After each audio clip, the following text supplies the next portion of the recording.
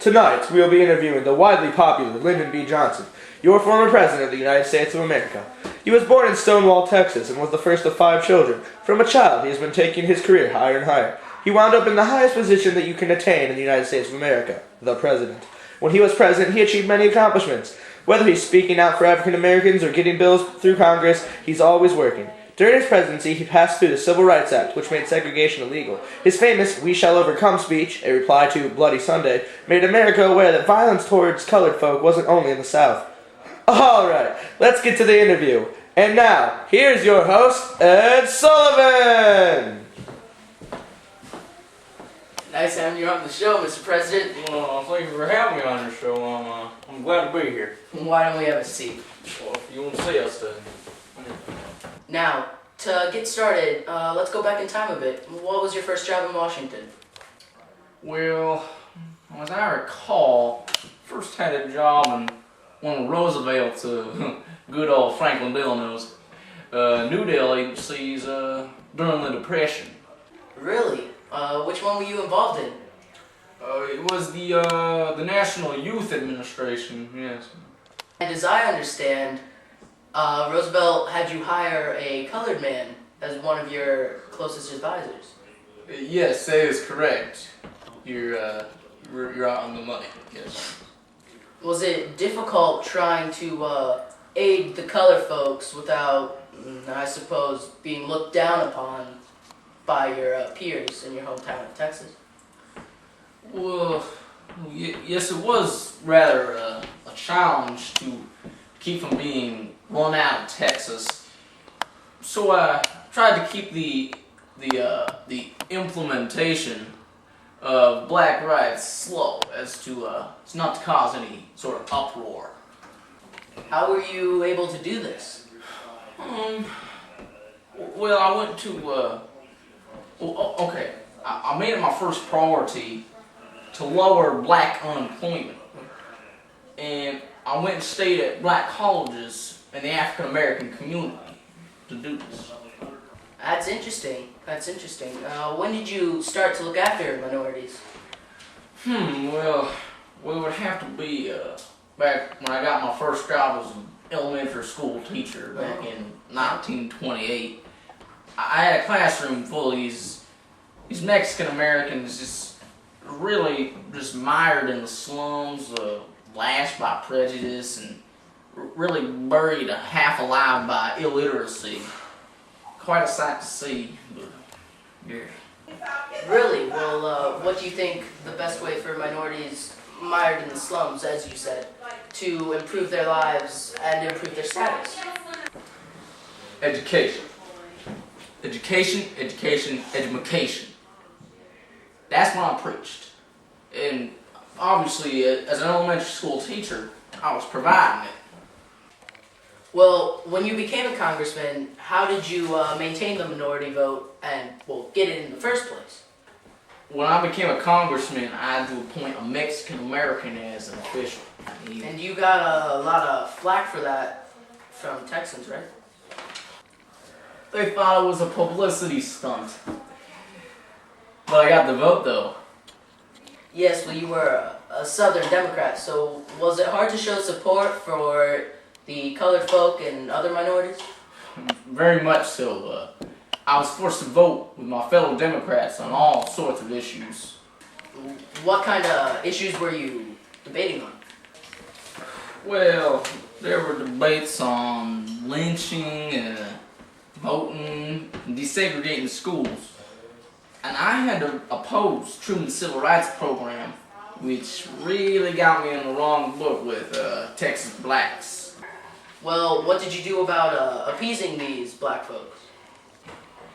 Well, I told them the usual, that it wouldn't have passed regardless, that I could do a lot more for them in another higher position in Washington. Texas could only get me so far. So you could say you were ambitious then? Yeah, I was pretty ambitious. I was shooting for the presidency all the way. And you clearly accomplished that, Mr. President. Yeah. Well, Did you find yourself working behind the scenes, so to speak, on getting blacks equal rights? I had to. I felt that, like Eisenhower felt, that major legislation would force people to change and cause some issues. A small but real development, though, could really make a difference for all minorities, all over the country, even. Now, what type of developments were you trying to make in the South?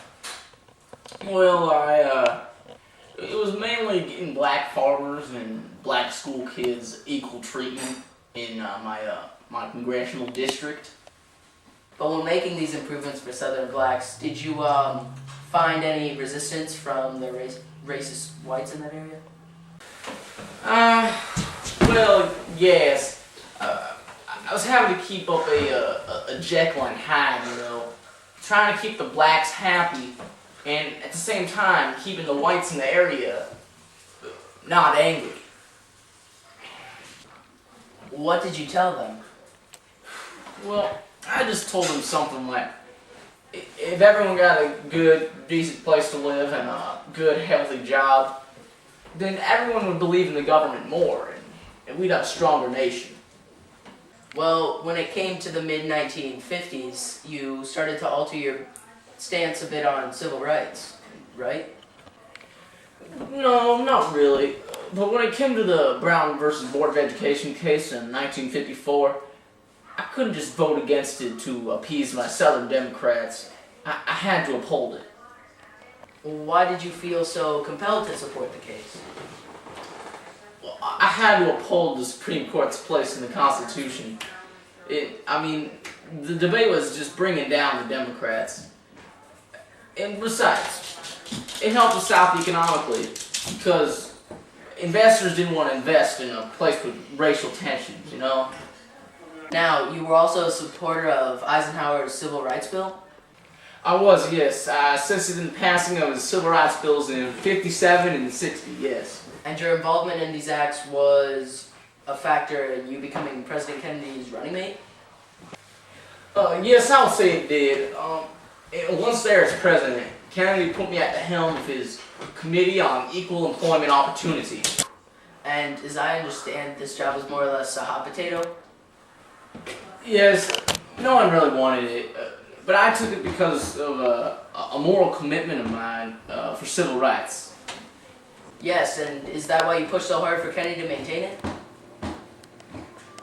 Now, when Kennedy was assassinated, such a horrible tragedy, how did you feel?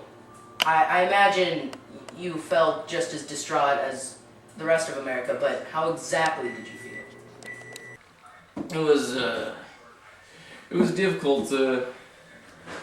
For a moment, I couldn't imagine. I couldn't even think of becoming president. Nothing like that was going through my mind. It was just, it was like you said, just terrible tragedy, and I just don't want to think about it. Yes, I understand. Well, when you began your presidency, you had a vision of a great society. Is that right? Yes, that's right. Could you explain that to me? Yes, I could. It was a vision of a world, an end to poverty and an end to racism. And how are you going to attain this type of society? I wanted to pass into law the civil rights bill that Mr. John F. Kennedy wanted. Were you worried about the repercussions that came with signing this bill? I mean, Southerners probably thought that you were staking your career on this bill. Yes, that's true. But I did it because discrimination has just no place in society. And definitely not in our nation. Alright, I have one more question before we wrap things up. Sounds good. Now, the question on everybody's mind. Did you get the pants that you ordered? Yes, I did. Did they fit well? They fit marvelously. Well, Mr. President, thank you for taking the time to talk. No problem, Mr. Sullivan. I just love your show, Ed. All right, everyone. Well, that's President Lyndon Baines Johnson. Give him a round of applause. All right. Now give another round of applause for our special musical guest, Nickel. Just started boogieing like. Austin. That's true, This type of society. Whenever you're ready, by the way. It's recording. Do it? Are you serious? And just start saying. Never made it as a wise man. I couldn't cut it as a poor man stealing. And this is how you remind me. This is how you remind me.